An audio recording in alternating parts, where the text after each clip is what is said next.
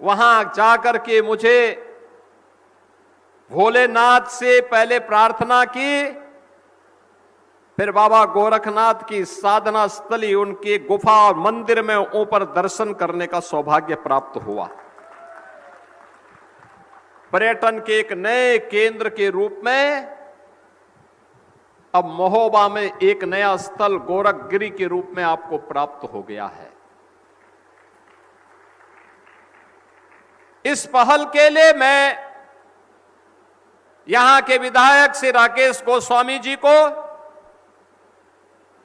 यहां के पूर्व सांसद जिन्होंने उस समय इस पूरी परियोजना के लिए अपने सहयोग के लिए योगदान दिया था, पुष्पेंद्र चंदेल जी को, और यहां इस जनपद से जुड़े हुए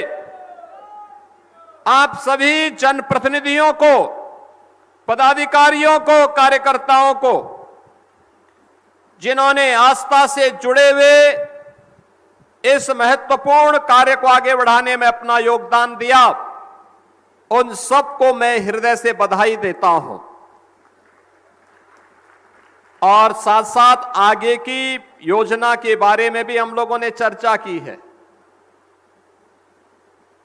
मनोहर लाल मुन्नू कोरी जी जैसे लोगों के लिए तो रोपवे हम लोग लगाएंगे, शेष लोगों के लिए एडवेंचर टूरिज्म के लिए भी एक नए केंद्र के रूप में गोरखगिरी को विकसित करने का काम करेंगे। हमारा प्रयास होना चाहिए, जब महोबा महोत्सव हो, एक सप्ताह का कार्यक्रम पहले स्थानीय स्तर पर, फिर जनपद स्तर पर, फिर बुंदेलखंड स्तर पर, फिर राज्य और राष्ट्रीय स्तर की प्रतियोगिता हो। इस पहाड़ी पर चढ़ने के लिए एडवेंचर टूरिज्म के एक नए केंद्र के रूप में गोरखगिरी बने, यहां पे रेस्टोरेंट बने, होटल्स बने, व्यापक संभावनाओं को आगे बढ़ाने का कार्य हो। आला उदल के शौर्य और पराक्रम के प्रतीक यहां पर हम फिर से अखाड़ों का निर्माण करके नौजवानों को फिर से अपने वीर भाव के साथ कार्य करने के लिए प्रेरित कर सके, इसकी धरा के रूप में महोबा को उसकी पहचान देनी पड़ेगी।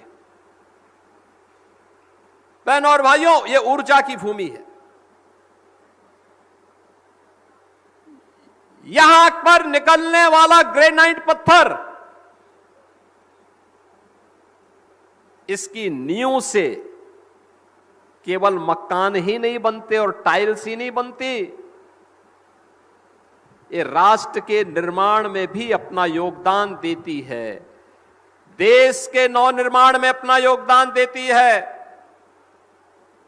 वीर और वीरांगनाओं को ही गढ़ने का काम नहीं करती है, राष्ट्र निर्माण में सक्रिय भूमिका के साथ अपनी भूमिका का निर्वहन करता है। याद करिए ना इसी भूमि को, जहां आला उदल जैसे वीर पैदा हुए, जहां पे गुरु गोरखनाथ ने लंबे समय तक साधना की थी, जहां पे चंदेल राजाओं ने